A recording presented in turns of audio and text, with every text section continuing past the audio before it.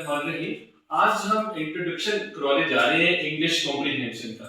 English comprehension और functional English दोनों एक ही हमारे जो है वो लिए जाते हैं। पार्ट 1 के अंदर हम डिस्कस करेंगे कि कॉम्प्रिहेंशन या फंक्शनल इंग्लिश जो है ये इसका प्रैक्टिकल यूज ऑफ इंग्लिश क्या है। तो जो हम प्रैक्टिकल लाइफ के अंदर डिफरेंट फील्ड ऑफ लाइफ से हमारा ताल्लुक होता है, तो उसमें हमारे पास जो है जो कम्युनिकेशन होती है वो लाइव कम्युनिकेशन होती है। हम different parts of life, different walks of life, different fields of life के अंदर काम करते हैं। तो जब तक हम दूसरों से इंटरेक्शन नहीं करेंगे, हमारे के साथ कम्युनिकेशन नहीं होगी, बल्कि इफेक्टिव कम्युनिकेशन नहीं होगी, तो हम अपने डिजायर्ड ऑब्जेक्टिव्स को हासिल नहीं कर सकते। तो उसके लिए हमें 4 जो स्किल्स हैं वो रिक्वायर हैं। वो 4 स्किल्स कौन सी हैं? रीडिंग, राइटिंग, लिसनिंग और स्पीकिंग स्किल्स। क्योंकि हमारी ये चारों स्किल जो हैं ये एकेडमिक्स के अंदर, एकेडमिक कॉन्टेक्स्ट के अंदर और उसमें प्रोफेशनल कॉन्टेक्स्ट में ये हमें काम देती है। अगर हमारी राइटिंग स्किल ठीक है, लिसनिंग ठीक है, स्पीकिंग ठीक है और अगर रीडिंग ठीक नहीं है, तो फिर भी हमारी कम्युनिकेशन इफेक्टिव जो है वो नहीं हो सकती, वो डिफेक्टिव होगी। तो इससे ही पता चला कि फॉर रियल लाइफ कम्युनिकेशन उसके लिए ये 4 जो स्किल्स हैं ये बहुत ही इंपॉर्टेंट हैं। चाहे हम एकेडमिक्स के अंदर है, यानी हम एज ए स्टूडेंट लाइफ गुजार रहे हैं यूनिवर्सिटी कॉलेज के अंदर, या फिर हमारी प्रोफेशनल लाइफ है कि हम किसी भी प्रोफेशन के अंदर है। दूसरा हमारा पार्ट जो है वो कॉम्प्रिहेंशन, इंग्लिश कॉम्प्रिहेंशन या फंक्शनल इंग्लिश से रिलेटेड, वो कौन सा है? वो है कम्युनिकेटिव ग्रामर। कम्युनिकेटिव ग्रामर क्या है? इसमें हमें जो पॉइंट समझने वाली जरूरत है वो है ये 7 points. Subject verb agreement. For example आप लिखते हैं कि ही रन्स। हम ही रन क्यों नहीं लिखते? क्योंकि हमें पता है कि थर्ड फॉर्म ऑफ जो है ये जो है थर्ड पर्सन सिंगुलर, उसके साथ एस या ईएस का इजाफा होगा, यानी जैसा सब्जेक्ट होगा इसी तरह से हमने इसका जो है वो उसके साथ वर्ब लगाना है। फिर वर्ब टेंसेस, ठीक है, वर्ब का टेंस कौन सा है? पास्ट है, प्रेजेंट है, फ्यूचर है। फिर फ्रेगमेंट्स का हमें जो पता होना चाहिए, मॉडिफाइड्स का पता होना चाहिए, रन ऑन्स का पता होना चाहिए, आर्टिकल्स का ए एंड डी और वर्ड क्लासेस, यानी वर्ड क्लासेस के अंदर हमारे अगर ये हम एक्सप्लेन करें इसको तो मैंने आपको बताया subject verb agreement, subject and verb must match. For example he runs. और फ्रेगमेंट्स में क्या है कि इनकम्प्लीट सेंटेंसेस, कि अगर एक सेंटेंस जो इनकम्प्लीट है तो उसको हम फ्रेगमेंट कहते हैं। रन ऑन्स जो है वो क्या है कि इनकरेक्टली जॉइंड सेंटेंसेस, कि सेंटेंसेस कुछ इनकरेक्टली जॉइंड है, हमने उसको जो है वो किस तरह से प्रॉपर्ली और करेक्टली उनको जॉइन करना है। और मॉडिफाइड्स क्या है? Words that describe others. Adjectives हैं, एडवर्ब्स हैं, वो दूसरे वर्ड्स को डिस्क्राइब करते हैं। फिर आर्टिकल का हमें पता है ए, एन और डी 3 आर्टिकल्स हैं जो कि पार्ट्स ऑफ स्पीच से बिलोंग करते हैं, पार्ट्स ऑफ स्पीच की फैमिली से हैं, कि हमने ए और एन कहां यूज करना है और डी जो है वो हमने कहां पुट करना है, तो इसका हमें डिफरेंस बताना चाहिए। वर्ड क्लासेस के अंदर जो है वो हम कैटेगराइज करते हैं, लाइक नाउन्स कौन से हैं, प्रोनाउंस कौन से हैं, वर्ब कौन से हैं, एडजेक्टिव कौन से हैं, एडवर्ब कौन से हैं। तो ये हमारे जो है वो 2 पार्ट इसमें आ जाते हैं ये इंग्लिश कॉम्प्रिहेंशन के अंदर। अब चलते हैं अपने थर्ड पार्ट की तरफ, वर्ड फॉर्मेशन, लफ्ज को बनाना। अब वर्ड जो फॉर्मेशन है वो 3 तरीकों से बनती है, या तो अफिक्सेशन से, कंपाउंडिंग से और या फिर क्लिपिंग से। अब अफिक्सेशन में 2 आगे कैटेगरीज आती हैं, एक है प्रीफिक्सेस, एक है सफिक्सेस। अगर एक वर्ड से हम एक पहले कुछ वर्ड लगाते हैं, ठीक है, तो वो प्रीफिक्स बन जाता है। फॉर एग्जांपल फॉर्मेशन है तो हम उससे पहले इन लगा देते हैं तो इनफॉर्मेशन हो गया। या अगर हम कहते हैं कि प्ले से पहले री लगाते हैं तो रीप्ले हो गया। और अगर हम वर्ड के बाद में लगाते हैं, जैसे आई ओ एन लगा देते हैं, एल वाई लगा देते हैं, एस आई एन लगा देते हैं, तो ये हमारा जो है वो सफिक्स बन गया। अब ज्वाइनिंग 2 वर्ड्स क्या है? 2 वर्ड्स को ज्वाइन करते हैं, थर्ड वर्ड वजूद में आता है। जैसे फुट है और प्लस बॉल करते हैं तो फुटबॉल बन जाता है। टूथ है प्लस ब्रश लगाते हैं, टूथब्रश बन जाता है।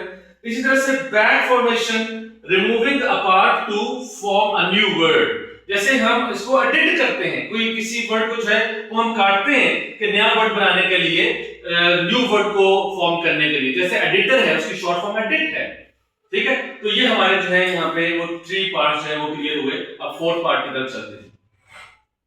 4 में हमारे पास आ जाता है सेंटेंस स्ट्रक्चर, जो कि इंग्लिश कॉम्प्रिहेंशन या फंक्शन इंग्लिश का बहुत इंपॉर्टेंट पार्ट है। सेंटेंस स्ट्रक्चर, ठीक है, आप अपनी राइटिंग के अंदर, स्पीकिंग के अंदर, इवन आप स्पोकन इंग्लिश में या आइल्स के अंदर आपको ये पार्ट बहुत ज्यादा इंपॉर्टेंट जो है वो आपके लिए है, वो बहुत ज्यादा इफेक्टिव है आपकी स्पीकिंग और आपकी राइटिंग के अंदर। And you should know about the sentence structure, sentence type और मोड ऑफ सेंटेंस और मूड ऑफ सेंटेंस और सेंटेंस स्ट्रक्चर के। एक हमारे पास जो है वो सिंपल सेंटेंस है, एक कंपाउंड सेंटेंस होता है, एक कॉम्प्लेक्स होता है और एक कंपाउंड कॉम्प्लेक्स। सिंपल सेंटेंस के अंदर वन क्लास होती है, एक class. For example she runs, he goes, I eat, you eat, we play। ठीक है, एक सब्जेक्ट और एक इसके अंदर वर्ब होता है। कंपाउंड क्लास के अंदर, क्लास के इसमें कंपाउंड सेंटेंस के अंदर क्या होता है कि टू इंडिपेंडेंट क्लासेस होते हैं। she runs, ठीक है, ये ऑलरेडी एक कंप्लीट सेंटेंस है, और he walks, ये भी कंप्लीट सेंटेंस है। अब she runs और he runs को एक कनेक्टर है एंड से जोड़ दिया, ये हमारे पास दो क्लासेस होगी, इसलिए इसे हम कैसे से कहते हैं कंपाउंड सेंटेंस। कॉम्प्लेक्स सेंटेंस के वन मेन क्लास, इसके अंदर एक मेन क्लास होती है और एक सबऑर्डिनेट क्लास होती है, यानी एक होता है इंडिपेंडेंट क्लास और एक डिपेंडेंट क्लास। तो one main class plus one subordinate class. और कंपाउंड कॉम्प्लेक्स के अंदर कॉम्बिनेशन ऑफ बोथ, दोनों क्लासेस का, दोनों का कॉम्बिनेशन जो है वो कंपाउंड कॉम्प्लेक्स होगा। पार्ट 5, इसमें हमारे पास है साउंड प्रोडक्शन और प्रोनाउंसिएशन। साउंड प्रोडक्शन क्या है कि हाउ स्पीच और ऑर्गन्स प्रोड्यूस, ठीक है, हमारे जो स्पीच ऑर्गन्स हैं, ठीक है, वो जैसे फॉर एग्जांपल हमारा इसमें टीथ है, हमारे लिप्स है, हमारा पैलेट है, हमारे जो है वो उसमें वोकल कॉर्ड्स हैं, किस तरह से हम वर्ड्स को जो है वो साउंड को प्रोड्यूस करते हैं, कि जो हम वर्ड्स बोल रहे हैं कि how tongue dances in our mouth, कि वो किस तरह से हमें वर्ड्स जो है वो बाहर निकलते हैं जो भी हम वर्ड्स बोलते हैं। और इसी तरह से प्रोनाउंसिएशन क्या है, correct way of speaking words, कि हम वर्ड्स को जो है वो करेक्टली किस तरह से हम बोलें। ये हमें जो है वो फंक्शन इंग्लिश हमें सिखाती है कि वर्ड, कौन से वर्ड्स पे हमने स्ट्रेस देना है, कौन से लेटर पे स्ट्रेस देना है, कौन से लेटर को जो हमने नहीं बोलना, और intonation, rise and fall of words. For example अगर हमारे पास POOR है तो ब्रिटिश जो है वो आर को नहीं प्रोनाउंस करते, ठीक है, और पी को जो है वो हमने पी और एच लगा दिया, इसको फ कहेंगे, ये साउंड वर्ड फ की है तो हम क्या कहेंगे पुअर, ठीक है। इसी तरह से इम्पोर्टेंट, इम्पोर्टेंट तो हमारे स्ट्रेस जो है इम्पॉ के ऊपर है, टेंट के ऊपर नहीं है।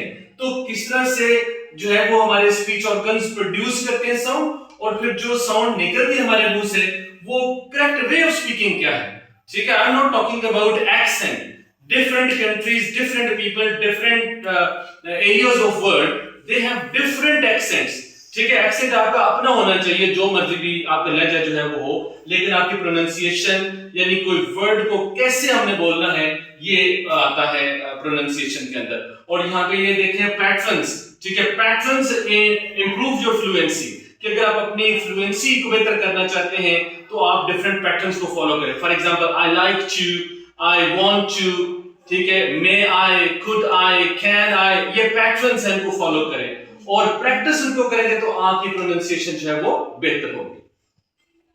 Okay, part number 6 of English comprehension or functional English belongs to comprehension and analysis.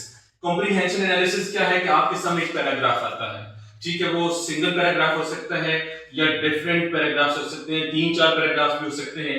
आप देख रहे हैं कि आप वो आपके सामने जो पैराग्राफ है उसका पर्पस क्या है, जो राइटर उसका लिखने वाला उसने वो क्यों लिखा है, उसका ऑडियंस कौन है, डॉक्टर्स हैं, इंजीनियर्स हैं, स्टूडेंट्स हैं, कौन है उसकी ऑडियंस, उसका रीड करेंगे उस पैराग्राफ को, और कॉन्टेक्स्ट, उसका बैकग्राउंड क्या है, वो किस कॉन्टेक्स्ट में, किस सिचुएशन के अंदर लिखा गया है, ठीक है, वो एनवायरनमेंट क्या है जहां पे जो है वो लिखा गया है। और इसमें फिर आपका तरीकाकार क्या होगा कॉम्प्रिहेंशन करने का।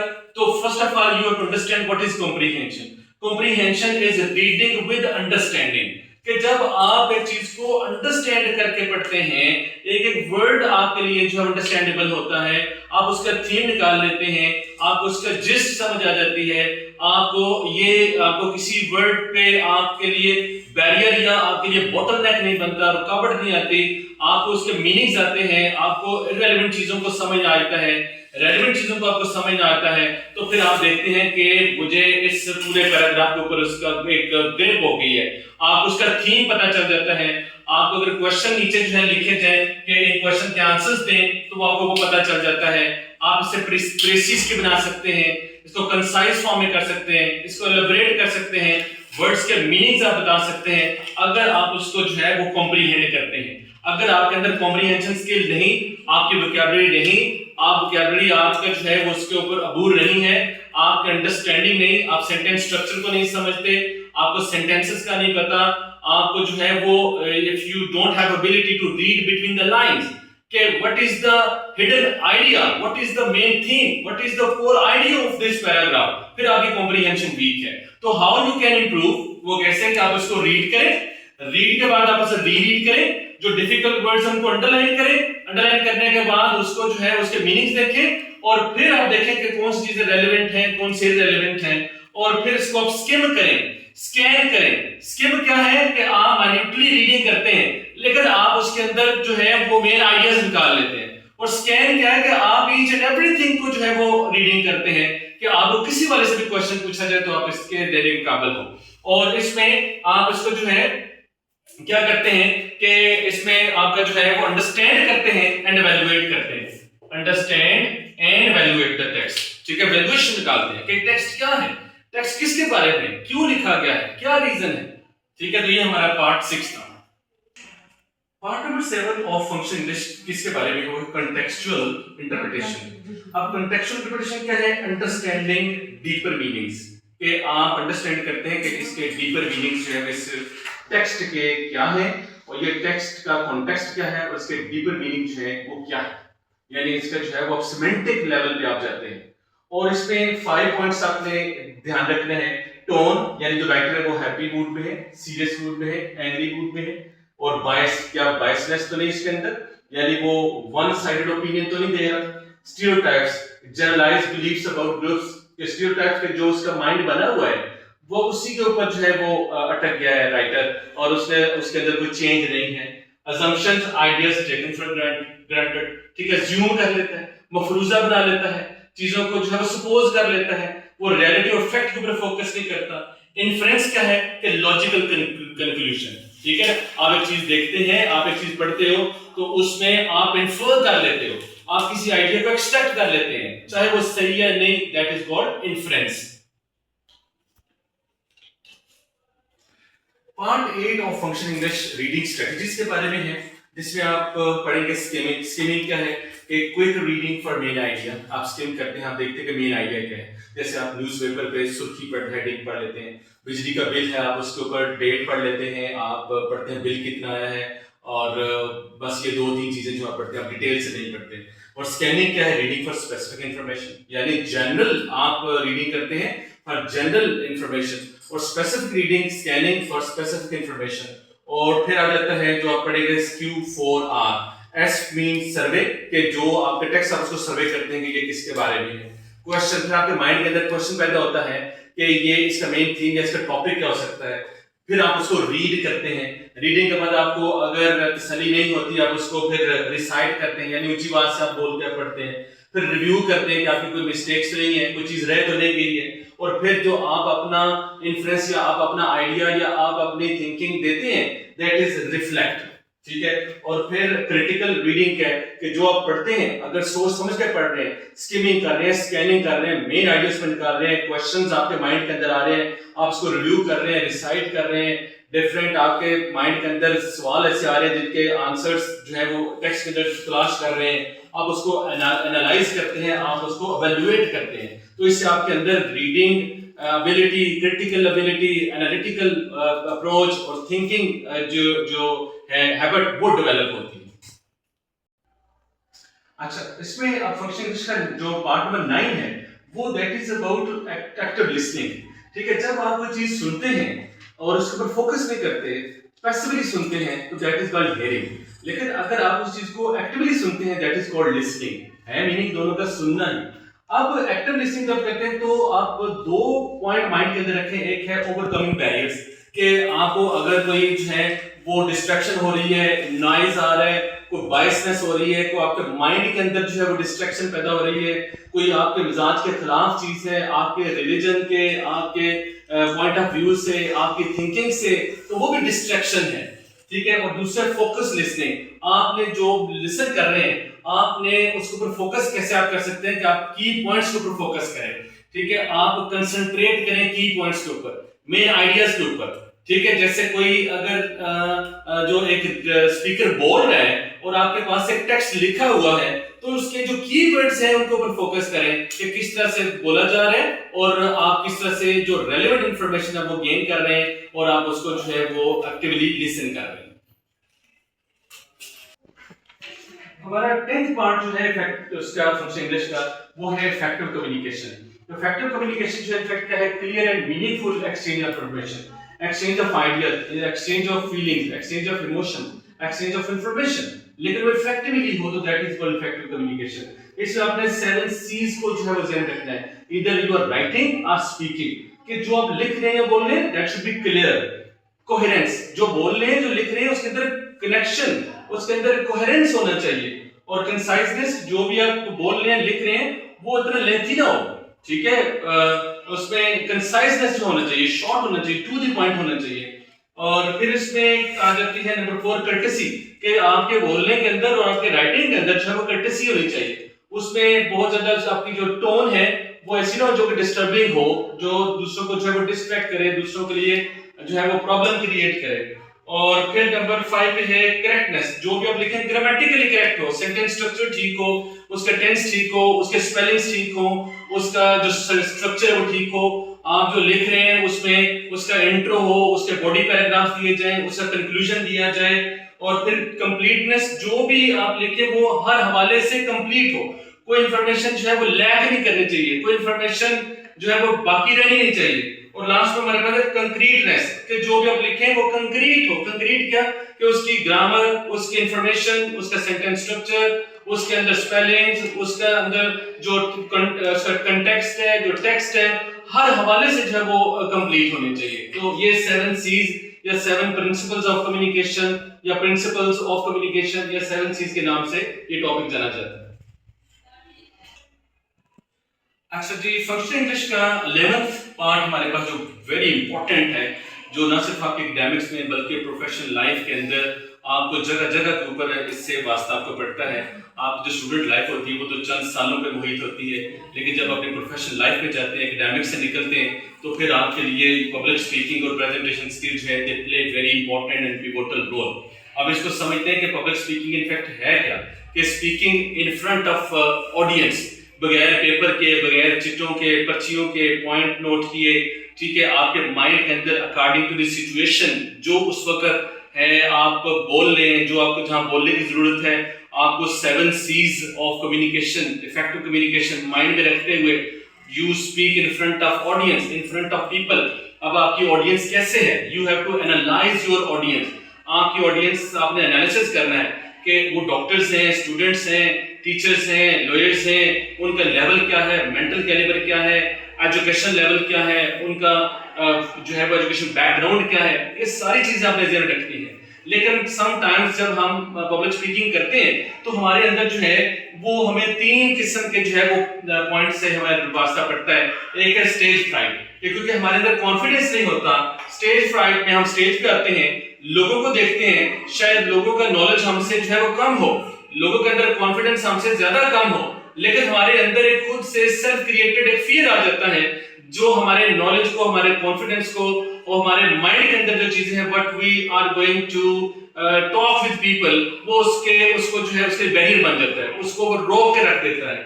और दूसरा वॉइस मॉड्यूलेशन, आम हालात में हमारी वॉइस बड़ी अच्छी होती है, हम बोलते हैं, हमारा जो है वर्ड्स के ऊपर स्ट्रेस, इंटोनेशन, आवाज कहाँ ऊंची करनी है, कहाँ नीची करनी है, हमारी आवाज जब कॉन्फिडेंस नहीं रहेगा, स्टेज का फ्राइट होगा, फियर होगा, तो हमारी वॉइस जो है वो दब के रह जाएगी, हमारी हलक से आवाज नहीं निकलेगी। आम हालात में हम बड़ा ऊंचा ऊंचा बोलते हैं, लेकिन जब सामने लोगों के आते हैं, कम्युनिकेट करते हैं, तो हमारी आवाज जो है वो डिफेक्टिव हो जाती है। और तीसरा बॉडी लैंग्वेज, हमारे अगर कॉन्फिडेंस जो है नहीं है और स्टेज फ्राइट भी है, वॉइस मॉड्यूलेशन भी नहीं है, तो वॉइस मॉड्यूलेशन प्रॉब्लम है, तो फिर हमारी बॉडी लैंग्वेज से लोग अंदाजा कर लेते हैं कि हमारे हाथ शिवरिंग कर रहे हैं, हमारा रंग सुर्ख हो गया है, बाज लोगों की जो है वो टांगे कांप रही हैं, ठंडे पसीने आ रहे हैं, उनको बार बार सांस जो है वो ऊंचा लेने की जो है वो प्रॉब्लम हो रही है। तो ये तीनों चीजें जो है वो आपकी पब्लिक स्पीकिंग को डिफेक्टिव कर देती हैं, इफेक्टिव नहीं करती। अब अगर प्रेजेंटेशन के प्रेजेंट करना, what do you want to say in front of people, आप क्या कहना चाहते हैं, आप कैसे कहेंगे, आप क्या कहेंगे, ठीक है। हाउ टू से, व्हाट टू से, टू whom टू से, कि किससे आपने कहना है। तो आप करना, आपने अपने नॉलेज को ऑर्गेनाइज करना है, उसको इफेक्टिव बनाना है, उसको कंसाइज फॉर्म में, इफेक्टिव फॉर्म में आपने लोगों के सामने जो है वो प्रेजेंट करना है, ऑडियंस के सामने। और फिर आप उसको ज्यादा इफेक्टिव कैसे बना सकते हैं, चार्ट्स के जरिए से, मल्टीमीडिया यूज कर सकते हैं, प्रोजेक्टर यूज कर सकते हैं, चार्ट्स हैं, स्लाइड्स हैं, पैम्फलेट्स हैं, जिससे आप लोगों को जो आप प्रेजेंट कर रहे हैं चीजें, उसको समझने में उनको आसानी हो और इंटरेस्ट डेवलप हो, आप परसुएड उन्हें कर सकें, आप उनको उनके माइंड के अंदर दाखिल हो सकें। और लास्ट हमारे पास है एंगेजमेंट, कि अगर सिर्फ आप बोल रहे हैं और आपने एंगेज नहीं किया अपनी ऑडियंस को, आप ऑडियंस से क्वेश्चन नहीं ले रहे, आप ऑडियंस से पॉइंट ऑफ व्यू नहीं ले रहे, आप ऑडियंस के साथ घुल-मिल नहीं गए, आप ऑडियंस के साथ कोई जो है वो टॉक में उन्हें आपने डिस्कशन में शामिल नहीं किया, तो वो लेथार्जिक फील करेंगे, वो सुस्ती का शिकार हो जाएंगे, डिसइंटरेस्ट पैदा होगी। तो आपने कोई किसी चुटकुले से, किसी लतीफे से, किसी इंफॉर्मेशन से, किसी पुरानी आयत से, किसी हदीस से, किसी क्वेश्चन से, किसी तरह से आपने उनको एंगेज करना है। और अगर कोई ऐसा पॉइंट आपको कोई क्वेश्चन कर देता है जो आपके नेचर, आपके मिजाज के खिलाफ हो, आप उसका फेशियल एक्सप्रेशन जो है और इंप्रेशन बड़ा स्माइलिंग से देना है। अगर आप चीज को नहीं जानते तो आपने कहेंगे हम बाद में इसका जो है वो रिप्लाई कर देंगे, बाद में मैं इसका आंसर दे दूंगा, और मैं पोलाइट वे के अंदर जो है अपने टोन को रखना है।